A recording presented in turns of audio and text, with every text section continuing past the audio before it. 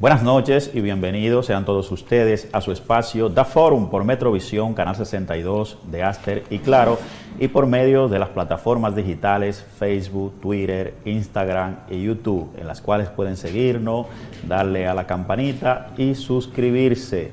Y hoy martes con nuestro espacio estelar de Páginas para la Derecha, con nuestro gran amigo, el periodista acucioso, que también está de cumpleaños, desearle muchas felicidades, el licenciado Wellington Melo. Así que, señor director, vamos con el bumper de Páginas para la Derecha.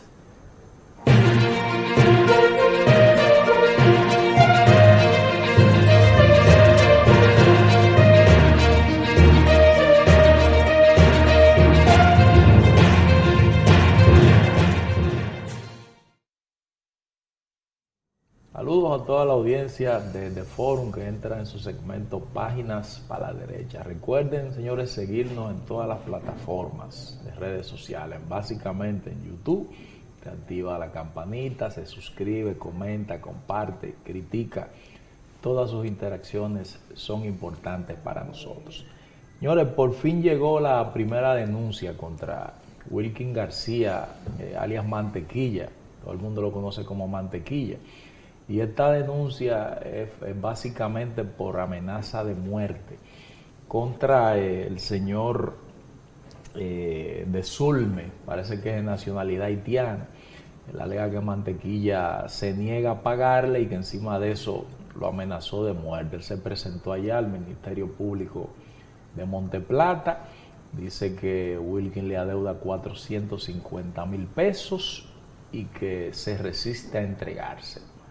Eso es grave lo que está pasando con el tema de la compañía 3.14 allá en Sabana Grande de Boyá, Monteplata. Este hombre se ha metido en un lío mayúsculo, le debe a 600 personas, eso es de acuerdo a lo que él mismo confesó. Él debe 150 millones de pesos a 600 personas, 600 personas que confiaron lamentablemente en lo que él prometía de que iba a duplicar su inversión. Y hay mucha gente enredado allá en Sabana Grande de Boyá, gente que hipotecó sus casas, gente que hipotecó su vehículo, gente que cogió prestado, creyendo en la promesa que le hizo Wilkin García. Entonces, yo pienso que Wilkin está más seguro preso que en la calle, porque ya la gente se está indignando con lo que él hizo, porque a veces uno analiza esto de Wilkin García y uno piensa, ¿cómo es que una persona siendo nativo de un lugar se propone engañar a la misma gente de su entorno? O sea, casi siempre los estafadores o se van fuera de su entorno o lo hacen vía online, pero nunca, señores, le toman el pelo a la gente que es de su comunidad. Entonces, en cualquier momento, una de estas personas que invirtió dinero ahí, va a arremeter contra este muchacho, que él dice que de vez en cuando va allá a Sabana Grande de Boyá a saldar deudas, a pagarle a la persona que le debe. Entonces, en algún momento alguien lo va a acechar, porque a este señor le debe 450,000, pero hay casos de gente que invirtió millones de pesos. Por ejemplo, hay una muchacha que ya dio la cara públicamente y que era parte de la empresa 3.14. Y ella dice que le buscaba clientes a Mantequilla, porque siempre en esos modelos de negocio, de estafa, usted apela a gente en la que otros confían para atraer inversionistas, y ese fue el caso de esa joven.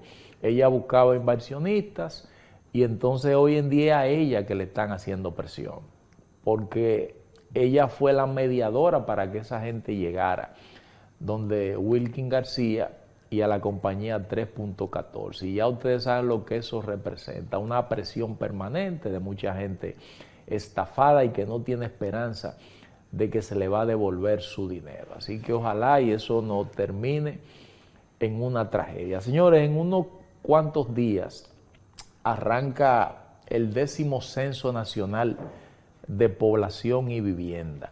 Ahí se van a invertir más de 4.000 millones de pesos, 3.757 millones me parece, en lo que es la logística del montaje, en el pago de los empadronadores, y entonces hay otro presupuesto que se va a invertir ya en la tabulación de los datos, en algunos softwares tecnológicos que se van a utilizar para procesar la información. Y entonces, aunque hay voces agoreras apostando al fracaso de este proceso, yo pienso que debemos apoyarlo. Creo que toda la ciudadanía debe apoyar el Censo Nacional de Población y Vivienda, que es un instrumento de construcción de políticas públicas para el desarrollo colectivo. Aunque tenemos experiencias funestas de censos anteriores, yo pienso que eso no debe ser un motivo, un elemento para que dudemos, sino que vamos a apoyarlos. Este censo ha construido un cuestionario que tiene 67 preguntas, son muchas preguntas. Dicen las autoridades que lo van a aplicar, la gente de la Oficina Nacional de Estadística, que esto se puede completar en unos 35 minutos. Usted sabe que recientemente, hace unos meses, Argentina desarrolló su censo y lo hizo de manera híbrida, porque lo hizo tanto presencial como digital. Y eso de hacerlo digital ocasionó un problema terrible allá en Argentina. ¿Por qué? Porque muchos de esos datos que proporcionó la población a través de la web no fueron a parar a manos de terceros. Y ustedes saben lo que eso significa cuando usted le están pidiendo hasta el DNI en Argentina, que es la cédula, viene siendo la cédula de identidad aquí en República Dominicana. Entonces, gente extraña con los datos de los ciudadanos, de dónde vive, de dónde trabaja y demás, y eso generó una polémica allí en Argentina. Sin embargo, acá, en República Dominicana, el censo va a ser totalmente presencial. Van a acudir empadronadores a su casa, hay más de 35,000 empadronadores que van a ir casa por casa, se estima que van a visitar unos 4.5 millones de hogares durante 14 días. El censo del 2010, que fue la última vez que se hizo un censo, fue solamente por 7 días. Y tenemos una experiencia un tanto negativa de ese último censo, porque no se le pagó una parte de los empadronadores, andaban muchos de los formularios en los zafacones, esos empadronadores incómodos porque no le pagaron. Entonces esperamos que eso no se repita. Ahora aparentemente hay la intención de que esto sea un tanto organizado. Hay preguntas que han generado un poco de conflicto, como el tema de la autodenominación racial, que te preguntan cómo te consideras, si blanco, negro, mestizo, indio, y así por el estilo. Pero hay otras informaciones que son bastante valiosas para el desarrollo colectivo, como si tu casa tiene un piso de tierra, si tú vives en una casa de madera, si eres profesional, si es una familia disfuncional donde no está la presencia del padre o de la madre. O sea, esos son elementos de alto interés para el Estado y que van a ayudar a que se desarrollen políticas de desarrollo colectivo. Así que yo entiendo que eso hay que apoyarlo. Yo personalmente apoyo el censo. Se ha hecho una campaña interesante desde la ONE diciendo cómo van a ir identificados los empadronadores para que usted los reciba en su casa, y si usted no lo quiere dejar entrar, bueno, usted le responde la pregunta desde la puerta. Pero es interesante que esa información le sea suministrada a los empadronadores, porque necesariamente hace falta información en el Estado para la construcción de políticas públicas. Miren, el país, en otro tema, está siendo zarandeado a nivel internacional, porque un extranjero, un famoso extranjero, que en su momento fue fue pareja de la princesa de Estefanía de Mónaco, el señor Mario Oliver Hutar, fue asesinado en las terrenas de Samaná. Entonces, todos los medios internacionales europeos se han hecho eco de ese fatal acontecimiento y ese extranjero fue asesinado en medio, aparentemente para robarle. Dice que le fueron sustraídas joyas y prendas y dinero.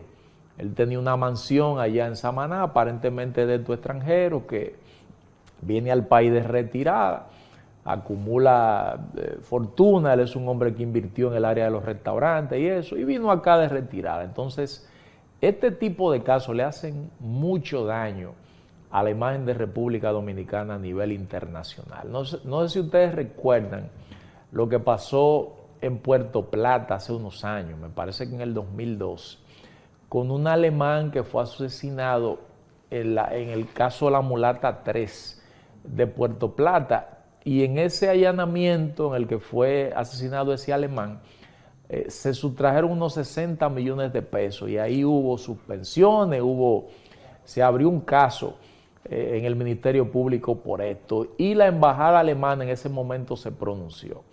Yo no descarto que también la embajada de Francia, porque el señor Hutar es francés, se pronuncie sobre este caso, que es un caso de raterismo, es un caso de la criminalidad que se viene reciclando y viene creciendo en la República Dominicana. Entonces eso hay que investigarlo a profundidad. Era un envejeciente de más de 70 años, fue estrangulado en su residencia y entonces hay que investigar y llegar hasta las últimas consecuencias y aprender a lo que cometieron este crimen, porque nosotros somos un país que dependemos mucho del turismo y cuando estas cosas suceden, entonces se generan alertas dentro de esos países y esos extranjeros se van a otros destinos. Así que las autoridades tienen una tarea por delante en ese caso de investigar qué pasó. En el caso del señor Mario Hutar, es pareja de Estefanía de Mónaco. Mónaco es una de las microcomunidades de Europa, o sea, una comunidad pequeña que tiene unos 40,000 habitantes solamente.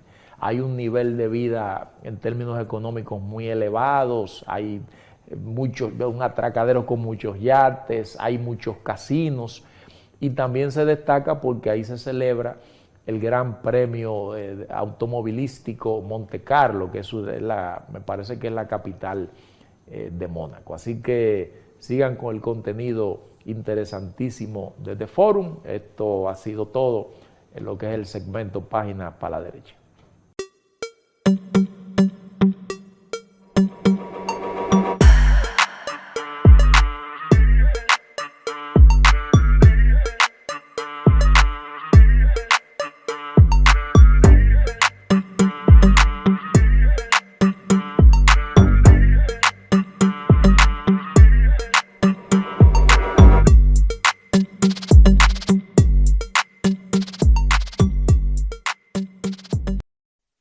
Bien, regresamos a su espacio The Forum por Metrovisión, Canal 62 de Aster y Claro, acompañado acá ahora ya con el escenario. Vino ayer y ya el hombre decidió quedarse acá en The Forum a trabajar con nosotros en temas ya políticos, análisis, comentarios político, social y económico. Bienvenido nuevamente, Elmi Piña. Cuéntame, ¿cómo va todo? Bueno, la gracia a Dios primero y a usted, amigo y hermano de larga data, por brindarnos esta bella oportunidad y aprender mucho de usted, de lo que sabe, tratar de seguir hacia adelante.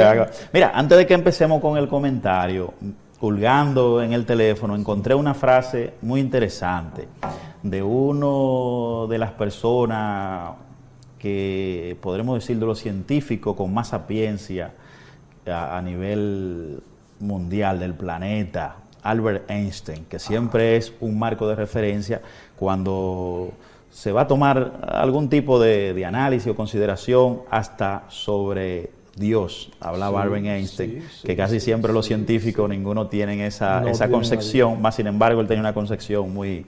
Y esta es muy interesante.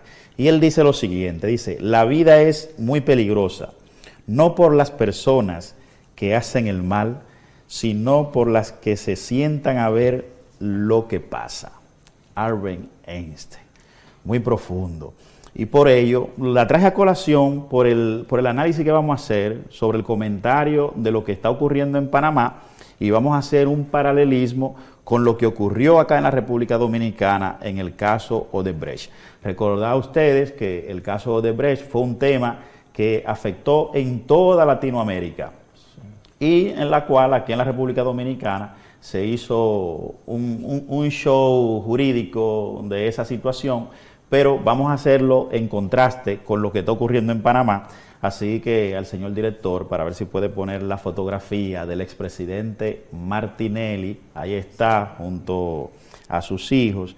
Y la noticia es la siguiente: Panamá llama a juicio a 2 expresidentes en caso Odebrecht. Dentro de ello está un juez penal llamó a juicio a 36 personas. Dentro de ella los expresidentes Ricardo Martinelli y Juan Carlos Varela, acusados de blanqueo de capitales en el caso de los sobornos millonarios entregados por la constructora brasileña Odebrecht. Dentro de esos también hay funcionarios, ministros y exministros, 2 hijos también de expresidentes.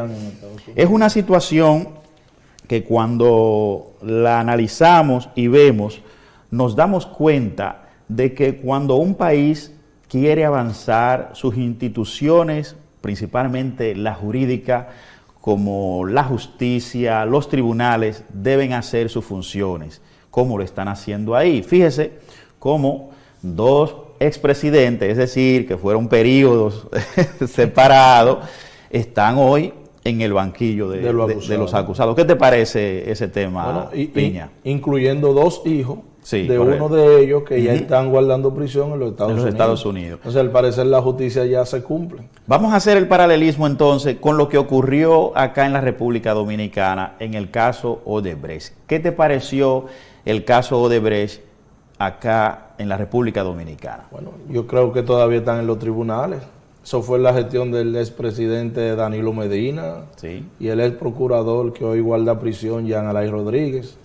Fue un desfalco lo que hubo. Sí, y fíjate, fue algo descomunal. Si ponemos en contexto lo que está ocurriendo en Panamá, el blanqueo de capitales, o sea, el soborno, son 28 millones de dólares. Eso aquí no es nada. Odebrecht, lo que te iba a decir, Odebrecht, en el caso dominicano, estableció que fueron 92 millones de dólares que ellos habían dado en soborno. Es decir, 3 veces lo que, o 4 veces lo que pasó allá en Panamá.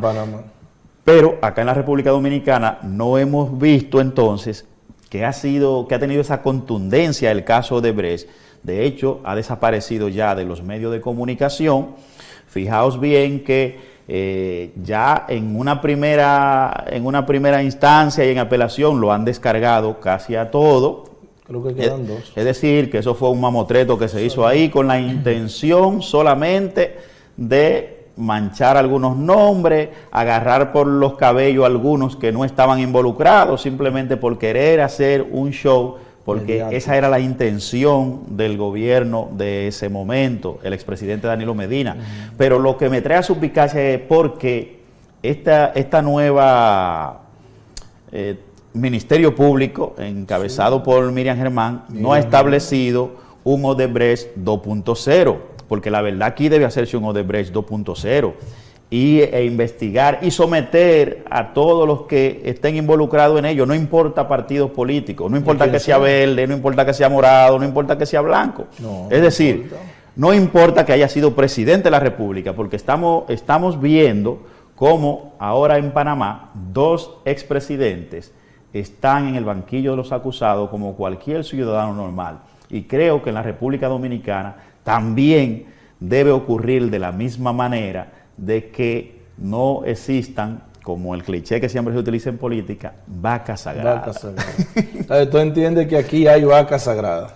Claro, aquí demás, aquí hay vaca, toro, becerrito, hasta chivo. Sí. Entonces, mira, aquí ese caso le dañó el futuro a muchos políticos que sí tienen vocación de lo que es la política, porque sí tienen la intención de hacer la cosa bien. Pero al ser mencionado en el tema Odebrecht, prácticamente su futuro político ya está manchado. Sí, mayormente claro. Muchos de nuestro partido, muchos, lo mancharon. Tú sabes lo deshonroso que es que a ti te vayan a buscar preso a tu propia casa, entonces grabándote. Entonces, así como lo hicieron aquí, miren el ejemplo de Panamá, allá están sometidos, ya están encarcelados y dos hijos, en proceso de juicio hijos de un expresidente guardando prisión en los Estados Unidos. Sí. Pero aquí en nuestro país, un tema tumba el otro. Así es. Un tema tumba el otro, ya Odebrecht no existe. Ahora mismo tú te vas a la prensa, cualquier cosa menos Odebrecht. Entonces, aquí los temas son como por moda. Sí, por eso que estamos llamando, por eso me gustó traer este tema, porque de cierto modo estamos llamando a la atención, estamos exigiendo al Ministerio Público de que verdaderamente se haga una investigación, porque con Jan Alain no se hizo investigación, a Jan Alain le entregaron el portafolio de Odebrecht, Jan Alain lo guardó e utilizó eso para chantajear hasta la oposición y también llevar a algunos contrarios dentro de su propio partido que no estaban de acuerdo con Danilo Medina, que eso fue lo que hicieron. No, una persecución. Eso fue lo que hicieron. Claro, una persecución. Y llevaron a algunos también que estaban en desacuerdo con algunos aliados que también eran de Danilo Medina, como ocurrió con el tema del diputado en ese momento, que fue diputado por la provincia de Azua, Rudy González, que es actual alcalde de allá. Sí, él también de Azua. En el banquillo. Claro, estuvo de vacaciones. Pero yo te voy a decir, Rudy nunca fue presidente de la Cámara de Diputados en esos procesos, simplemente fue un diputado más, como de los 190 que tiene la Cámara de Diputados, más sin embargo lo agarraron por los cabellos y lo llevaron y lo sentaron en el banquillo de los acusados. Pero la pregunta que debemos hacernos, ¿y el presidente que duró algunos, creo que fueron como 8 años de modo consecutivo, siendo presidente de la Cámara de Diputados, que aprobó el 90% de los préstamos de Odebrecht? ¿Por qué ese no fue llamado? Porque ahí entra lo que acabamos de decir, hay vacas sagradas. A él es intocable. Sí. Él hay que dejarlo donde está. Correcto. Entonces el pobre Rudy lo fueron a buscar de una manera deshonrosa y cuando viene a ver inocente. Sí, Rudy, pero claro, porque salió de cagado. Es que Rudy no tenía nada que ver ahí. Rudy no era, por ejemplo, Rudy es un diputado. O sea, ¿quién tiene, por eso que te digo, quién tiene facultad de poder moldear algún tipo de contrato y que se apruebe con la urgencia y con la rapidez que desea? Es el presidente, que es quien maneja la sala, el que controla el coro. A él era que tenían que buscar. No, claro, es que tú, por ejemplo, si tú vas a sobornar a alguien, ¿a quién tú vas? Acude a la cabeza, al presidente, y ese que resuelve ahí los temas. Yo creo que a Rudy lo tomaron como chivo expiatorio, para hacer un ejemplo con él, con el chiquito. Acuérdate que aquí también la soga se corta por lo más pequeño. Él estaba contrario a Miguel Vargas porque allá habían tenido algún tipo de contradicción. Y al parecer Miguel Vargas le pidió a Danilo Medina de que lo jodiera. Pero fíjate cómo también un expresidente de la Cámara del Senado, que duró un tiempo, lamentablemente ya no está con nosotros, pero hay que mencionarlo porque está en la historia, que fue también el que aprobó el 90% de los préstamos de Odebrecht, que luego dijo que cruzó vestido de blanco y brincó el lodo y no se ensució. O sea, él está diciendo que él conocía todo lo que había ahí. No se mezcló con eso. Sí, él se mezcló, lo que pasa es que quiso adornarlo porque sabía que no le iba a ocurrir nada, por lo mismo que estaba siendo protegido, porque él era una de las personas más cercanas al expresidente Danilo Medina. O sea, Danilo Medina no lo iba a tocar, porque era una de las personas más cercanas del proyecto Danilo Medina presidente. O sea, esa persona era intocable en ese sentido. Y lo demostró. Pero fíjate entonces... Lo demostró. Sí, correcto, pero fíjate entonces cómo llevaron a Andrés Bautista, que ni siquiera ya era un abuso. Ni siquiera era Un senador. abuso. Le dañaron su carrera política. Claro. Andrés sí. era Se puede reivindicar, Andrés, Sí, porque ya el puede. pueblo ha entendido, No, el pueblo ha fue un entendido daño. de que le hicieron un daño, como él siempre se mantuvo diciendo. Andrés es un futuro candidato presidencial. Sí, él tiene el Andrés perfil, conoce, tiene el ¿no? perfil, tiene el perfil. Y su hijo Emmanuel también, diputado, no, ahora es cónsul, yo creo, en Haití.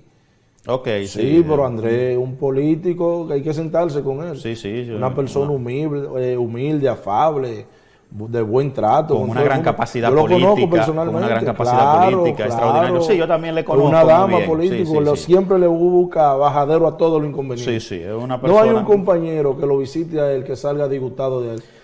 Es de los pocos políticos que recibe en su casa. En su casa.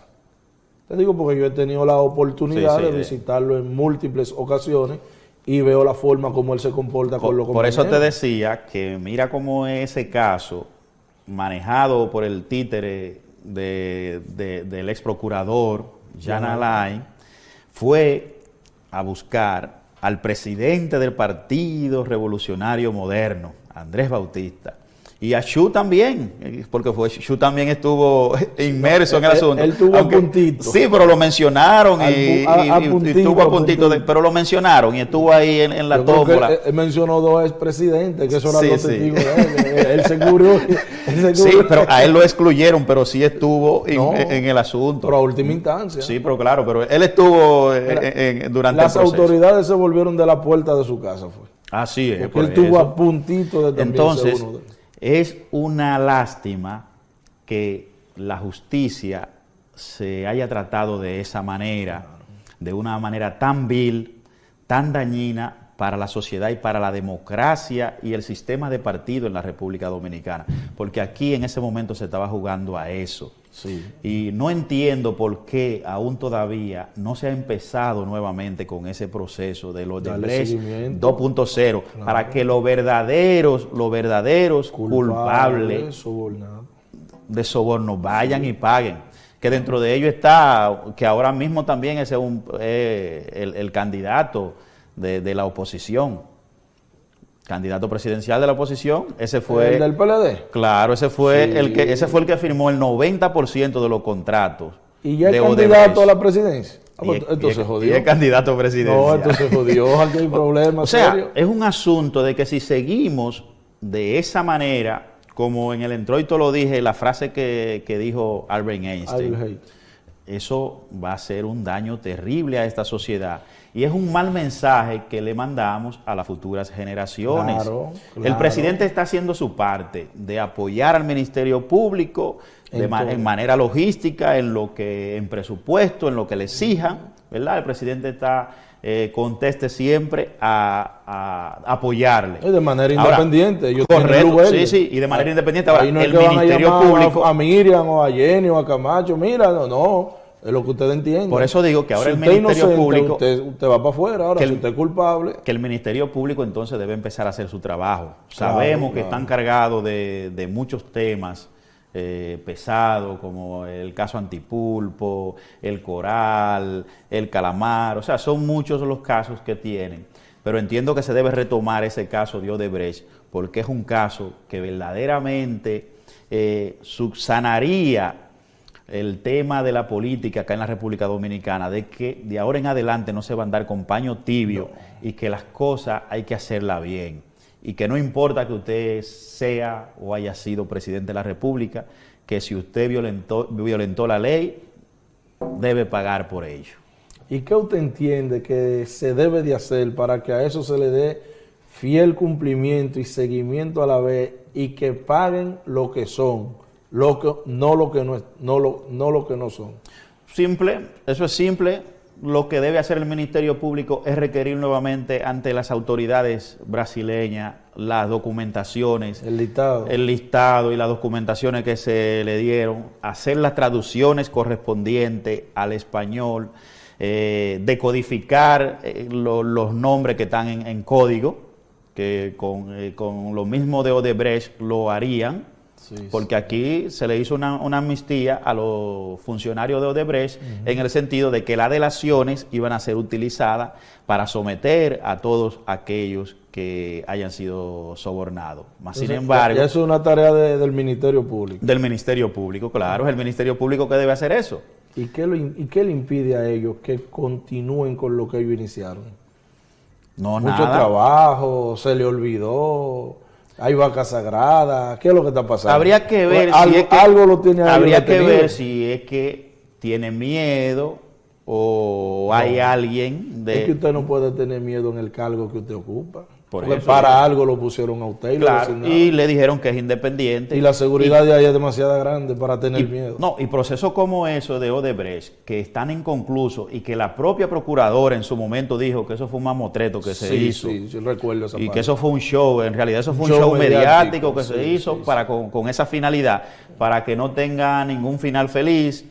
Los que, bueno, vamos a embarrar algunos, aunque como quiera van a quedar libres, pero por lo menos lo embarramos. Eso fue lo que hizo Jan Alain, sí, por pero lo menos embarramos, pero cuidamos entonces a aquellos que verdaderamente son culpables de ni siquiera ser mencionados. Que ahí estaba el expresidente Leonel Fernández, ahí estaba el expresidente Danilo Medina, Claro. los diferentes ministros de Obras Públicas, el de Hacienda, ¿comprende? Y los presidentes de la Cámara de Diputados y del Senado, que De ese durante entonces. claro, o sea, son muchos los funcionarios que caerían en ese contexto.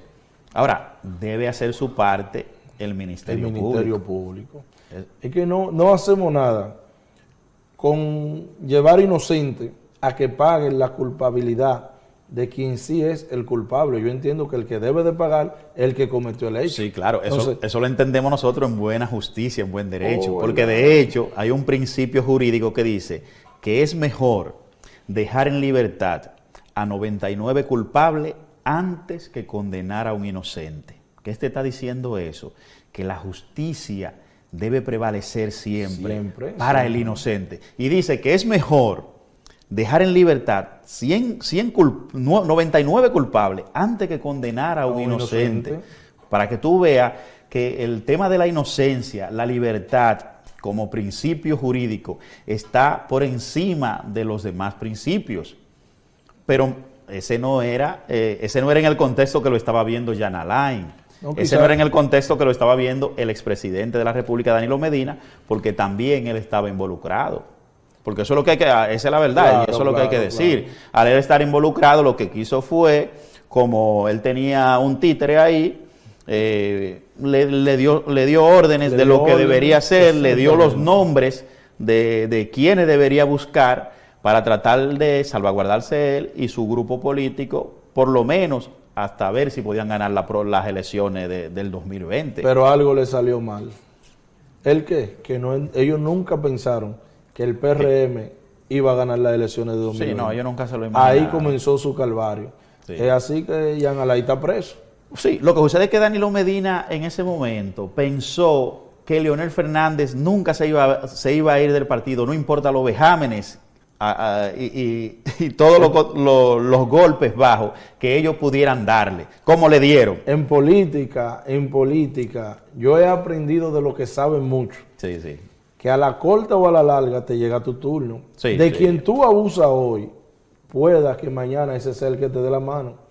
Y ahí se desquite lo que tú le hiciste. En política no se guarda rencor, pero hay muchos abusadores. Bueno, Maquiavelo Hay muchos abusadores. Maquiavelo decía... Ellos le dieron a Leonel y nunca pensaron, lo mismo que tú acabas de decir, Sí, que sí. Leonel se iba a ir y lo hizo perder. Es el presidente del partido, no va a ir que para no, ningún que lado, no. fue presidente 3 veces. Él no está sí. obligado a aguantarle Sí, sí. a ellos lo que ellos quieran. Además, él fue presidente Eso fue, tres lo que, veces. eso fue lo que ellos Entonces, pensaron, que Leonel sí, iba a pero aguantar. ahí es que está el problema. Ellos pensaron una cosa, pero Leonel pensó otra. Claro, y sí, le fue sí. mejor a él que a ellos. Sí, claro, Porque sí. él tiene su partido, Fuerza del Pueblo, no sé si así, Sí, la sí. fútbol. Pero ya La Fuerza del es candidato sin ir a convención en su propio partido. Ya Danilo no es candidato. Piña, vamos a hacer la segunda pausa y cuando regresemos continuamos. El temita está bueno, podemos continuar ya con ese mismo tema. No hay problema. Hay otro mejor, el de Navarro. Sí, vamos a hacer la pausa y retornamos.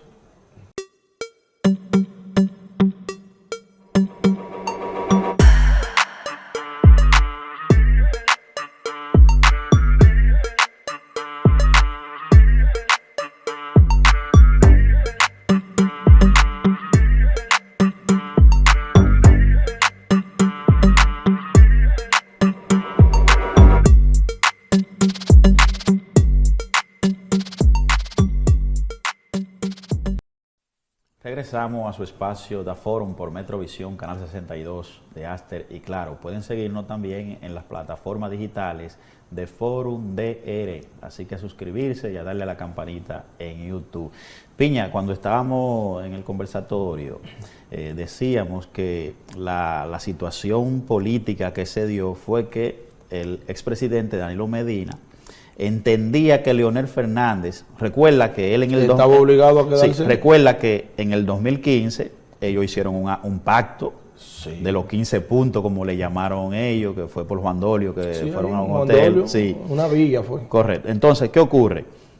Danilo Medina incumplió el pacto de los 15 puntos, porque había miembros de la corriente de Leonel que iban a ocupar puestos en el Congreso, como la presidencia. Y la última era el diputado de Leonel. Demóstenes Martínez de Santiago. Y lo engañaron. En su cara y en el mismo Congreso. Oye, qué cosa. Sí, entre otros puntos. Sí. Entonces, cuando vienen las primarias, también a Leonel le dan el golpe bajo con Gonzalo Castillo. No, se la quitaron. Sí, que legalmente Leonel ganó. Las intenciones eran esas. Los votos del sur, de Leonel no fuera allá, de tu pueblo de Azua. Que son muy pocos para... No, es que en política con 2 que tú tengas por encima ganas. No obligado a tener mucho. Con 2 tú ganaste. Entonces, ellos nunca imaginaron de que el doctor Leonel Fernández iba a tomar una medida tan radical como esa de abandonar el partido, siendo el presidente del partido, que de cierto modo, 3 veces presidente, ellos entendían que ya Leonel había logrado todo y que no iba a abandonar la franquicia PLD. No, se fue y le ha ido mejor. Tiene su propio partido, yo creo que ocupa la casilla número 3. La Fuerza del Pueblo. Sí, primero PRM. Está en la cuarta, porque el PRD está por encima de la Fuerza del Pueblo, es así, sí. ¿Tú crees? Sí. Está PRM, está PLD, PRD y luego Fuerza del Pueblo. Está en el cuarto lugar, que es una buena posición. Recuerda que el PRM cuando empezó fue en la posición 15. La 15. Y ya está en la 1. Por cierto, fuimos nosotros parte fundamentales de los fundadores del PRM en ese entonces. Claro, sí. Y hoy, gracias a Dios y al presidente y a todos los votantes de nuestro querido y adorado PRM, estamos en el gobierno. Sí. O digo, mira, estamos no directamente, fuimos parte para ayudar que ganen. En el 2013, recuerdo yo que, te voy a hacer esta anécdota, fui con Oli Matos a visitar a Luis Abinader, que había sido precandidato, vicepresidencial de Hipólito, se había perdido las elecciones. Ya estaba la situación interna con Miguel Vargas, la lucha de intereses, y fuimos a visitar a Luis. Y cuando estuvimos en el conversatorio, recuerdo yo que yo le dije, presidente, nosotros debemos formar una nueva organización política, porque si no nos vamos a desgastar por la lucha del PRD, por el PRD, y algo que es político ya lo han convertido en jurídico, y en ese tribunal que es PLDista y para los fines PLDistas nunca se va a obtener una ganancia de causa contra Miguel Vargas. No. Yo creo que mejor formar una nueva organización política. ¿Sabe quién estaba ahí? Tony Peñaguaba, que era el coordinador ejecutivo en ese momento de Luis. Usted fue de los ideólogos de eso. Tony dijo ahí, que eso era una quimera, que el partido que fundó su papá. Y yo lo entendí por la parte sentimental que él lo estaba analizando. Él no estaba de acuerdo. Y mira, hoy es de uno de los que tiene de los mejores cargos. Sí, ¿Y tú qué tienes? Así es la política, Tú no estabas de acuerdo y... No, yo estaba con la idea de que teníamos que formar porque... En el sentido de él no estaba de acuerdo. Tú sí, pero hoy es uno de los principales funcionarios. Sí. Y llegó ya cuando ya habíamos formado todo, porque él llegó en el 20, ya en febrero. En política hay que ser dichoso. Saber darle el golpe. Hay que ser dichoso. Yo conozco personas que llegaron un mes antes y tienen cargo. Yo me siento bien, pero por Dios, acuérdense de lo que iniciamos en el principio. Fíjate, lo que sucede es que acá en la República Dominicana a la lealtad no se está valorando en la política. No. Y por eso el transfugismo. Porque si tú siendo un tránsfuga te va bien, mejor que a los que son leales. Entonces, ¿qué es lo que tú vas a decir? Bueno, pues vamos a ser tránsfugas. Tú sabes que eso se divide en dos partes. Por ejemplo, cuando un militante, un dirigente de la clase baja, se va de un partido a otro, dicen un tránsfuga. Un tránsfuga, sí. Pero cuando un rico se va del PRM a otro partido, dice, es un paso político. Un paso político, una Entonces, estrategia. Nosotros ya estamos preparados para dar pasos políticos también. Sí, esa es la Nosotros realidad. estamos preparados Sí, ya. Y en ese análisis de coyuntural, yo decía que lamentablemente ya no era posible la convivencia dentro del PRD. Muchos roces, de dos corrientes mucho ya de... inconveniente, Al igual como... una tiranía fea. Que al igual como llegó ya el doctor Leonel Fernández a entender Que ya él no que la corriente leonelista no tenía paso. no había manera de sobrevivir con la corriente danilista. Danilista. Eso era que había que hacer una bifurcación, Sí, pero dividir. míralo bien. Oye, lo que pasó con Leonel, tú te ponías a pensar con lo que pasó con nosotros los PRMistas. Sí. Formamos un partido. Fuimos a las elecciones en el 2016, perdimos. En el 20 ganamos. Correcto. Leonel lo formó en el 2019. En el 19 ahí mismo, Fue sí. a la elección, perdió. Tenemos que tener cuenta para el 24. Sí, con Leonel Fernández. Puede pasar. Oye, en política no hay enemigos pequeños. Sí, no, claro. No hay enemigos pequeños. No, eso es así. Yo soy de lo que digo, que desde el gobierno están viendo la parte política, la reelección, la están viendo muy fácil y no es así. No es tan fácil como ellos la están viendo. Lo fácil trae problemas. Sí, no es tan fácil como ellos lo están viendo. Eso es falso. O sea, hay que trabajar mucho, hay que recomponer el PRM en el sentido de ir a las bases, de ir a los orígenes y resolver muchas situaciones que hay que resolver con los delegados de las mesas electorales, con los encargados de recinto, o sea, con las personas que verdaderamente van a defender el voto en estas elecciones que vienen, que todavía no se le ha resuelto a ninguna de esas personas, los compañeros que trabajaron en las mesas electorales, los delegados políticos ante las juntas electorales, que todavía quedan muchos, los delegados técnicos también ante las juntas electorales, que aún quedan muchos que no están designados. Y fíjate, si tú buscas, son 159 juntas electorales, de 4 miembros cada una. Se le puede resolver. Eso con dos ministerios de los compañeros. Ya eso debió estar resuelto hace tiempo. Claro. Esas personas debieron ser de los primeros en resolverle, para que sigan con el mismo ánimo, el mismo entusiasmo, trabajando. Defendieron en el 16 tú sabes lo el feo voto. que es, que por ejemplo tú llegas a mi campo y tú ves un PLDista que estuvo bien con el PRD, con el PLD y con el PRM ahora está mejor. Está mejor. Y lo que ganamos tenemos que andar de lejito porque dicen, tú ganaste, pero el que está cobrando soy yo. Y es verdad. Sí. Y está ocurriendo en muchas situaciones. Por ejemplo, ahí en la provincia de Azua, por mencionar un caso, hay un diputado que es del PLD, que tiene más fuerza y toma de decisiones en los asuntos del PRM que los mismos diputados del PRM. Sí, eso da pena y vergüenza. ¿Para qué ganamos? Así es. Para que ellos sigan mandándonos a nosotros. Por ejemplo, las cocinas escolares para el almuerzo escolar. Del INAVIE. Sí, del INAVIE, para el almuerzo escolar. Sí. Todas esas cocinas de allá de Azua se las dieron fueron a dirigentes PLDistas porque eran recomendados por ese señor. ¿Y los PRMistas no están capacitados? No hay ni un solo que tenga cocina allá. Que le hayan dado que no, raciones. Pero los PLDistas lo tienen todo. Todo lo tienen. Pero esos son los principales enemigos de nosotros para el 24. Por eso te digo, municipal, por eso te digo, la senaduría. Por eso te digo que no es tan fácil como lo están viendo algunos funcionarios que están montados en la ola de la reelección, que la ven como tan fácil, tan sencilla, no, esto hay que verlo como un juego de Licey y Águila, que aunque nosotros seamos el Licey... ¿Y por qué no he cogido? No, es que el cogido está flojo. Pero lo digo, ten cuenta. Sí, no, pero lo digo como... No, pero entienda dónde lo quiero llevar. Este contienda electoral hay que verla como un juego de Licey y Águila, que es el que genera más emociones, para que la gente entienda lo que saben de pelota, entiendan lo que yo voy a decir. ¿En qué sentido?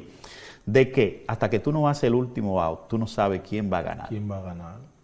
En el último inning se pierde un juego. Y mucho más en esos dos equipos. No. ¿Comprenden? Esos dos equipos aquí en la pelota.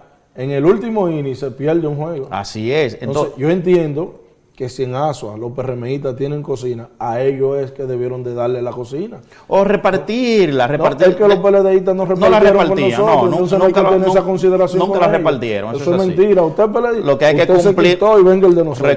cumplir con todos los requisitos de la cocina. Ahí tenemos nosotros un grave error. Queremos ser muy papitas. Ellos a nosotros nunca nos ayudaron, o al menos que yo conozca. No, nunca ayudaron a nadie. Si nosotros ganamos, inmediatamente lo que tienen que tener el control de eso son los del PRM y que hable todo el que quiera hablar. Y determinarlo como seguridad nacional. No, porque que el PRM. hasta el almuerzo es una seguridad nacional para Claro que que sí, el no PRM. hagan de- sí. Y si usted no está preparado, prepárese y traiga la que usted ganó. Sí, sí, ¿Usted claro. trabajó para algo? Eso es así. No, es que así no. Bueno, él mismo ha llegado al final de nuestro programa, así que... ¿Tan pronto? Sí. Vamos a despedirnos, será hasta la próxima donde vamos a tener una nueva entrega. Feliz resto de la noche. Será hasta mañana.